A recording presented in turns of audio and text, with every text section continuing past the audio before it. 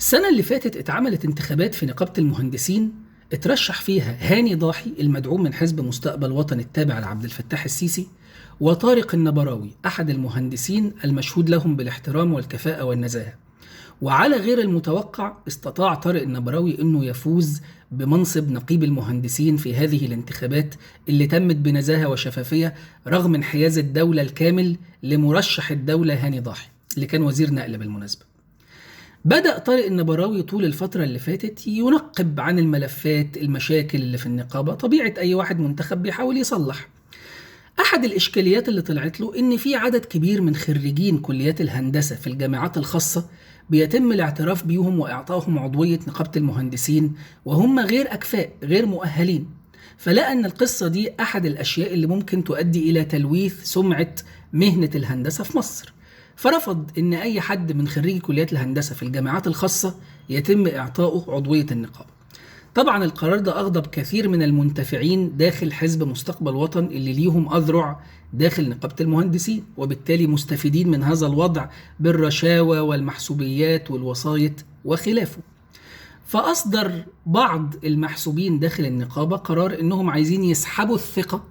من طارق النبراوي، وبالفعل عملوا موعد امبارح ان يبقى في جمعيه عموميه لسحب الثقه من نقيب المهندسين،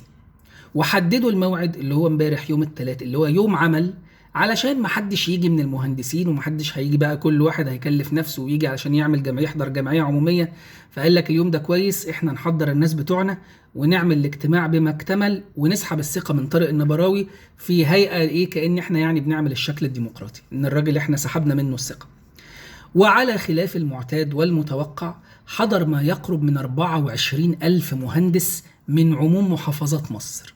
في مقر نقابة المهندسين في 30 شارع رمسيس، وصوتوا بنسبة تقترب من 90% برفض سحب الثقة من طارق النبراوي. حتى الآن كان المشهد المفروض ان هو يبقى عادي، خلاص محاولة لإسقاط أو سحب الثقة من نقيب المهندسين فشلت بالطرق الديمقراطية،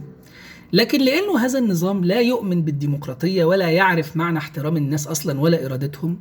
جمعة الساعة 11 بالليل كده اتفاجئ الناس داخل مقر نقابة المهندسين بأعداد ضخمة من البلطجية بتقتحم مقر النقابة وبتهرس وبتدهس الصناديق وبتقطع الورق اللي الناس أدلت فيه بصوتها وكسروا، وحاجة حالة من الفوضى العارمة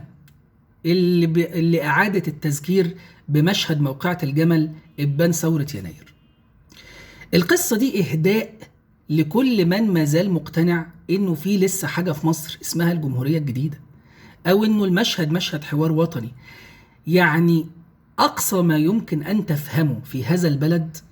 أو أقصى نتيجة ممكن أن تصل إليها إنه هذا النظام، هذه العقلية اللي بتنتمي لعقليات الستينيات والخمسينيات هي التي ما زالت تحكم مصر. والأخطر إنه حزب مستقبل وطن ده هو حزب الأغلبية في البرلمان، يعني هو الحزب اللي بيقرر لك تشريعاتك وبيقرر لك إجراءاتك وبيفرض عليك ضرايبك وبيرسم لك مسار حياتك كمواطن. تخيل لما يبقى هذا الحزب تحكمه هذه العقلية التي تنتمي إلى عصور ما قبل الجمال.